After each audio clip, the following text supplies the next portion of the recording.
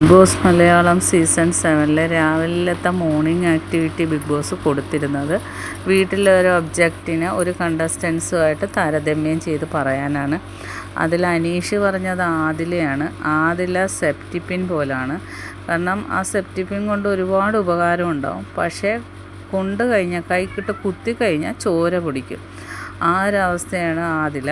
കാരണം ചില സമയത്ത് ഉപകാരമാണെങ്കിൽ ചില സമയത്ത് എൻ്റെ ദേഹത്ത് കുത്തി ഒരുപാട് മുറിവേൽപ്പിച്ച് ആ ഭാഗത്തുനിന്ന് ചോര പൊടിഞ്ഞ ഒരവസ്ഥ എനിക്കുണ്ടായി. അത്ര എനിക്ക് വിഷമം തന്ന ഒരു ആളാണ് ആദില. അതുകൊണ്ട് ആദില ഇനിയെങ്കിലും എന്നെ വേദനിപ്പിക്കാതിരിക്കണം എന്നൊരു അഭ്യർത്ഥന ഉണ്ടെന്നും പറഞ്ഞാണ് അനീഷ് നിർത്തിയത്.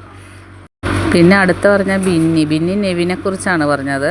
വർക്ക് ചെയ്യാത്ത വാഷിംഗ് മെഷീൻ പോലാണ്. കാരണം വാഷിംഗ് മെഷീൻ ഉണ്ടോയെന്ന് ചോദിച്ചാൽ ഉണ്ട്, പക്ഷേ അതുകൊണ്ടൊരു ഉപകാരവും ഇല്ല എന്നാണ് നെവിനെക്കുറിച്ച്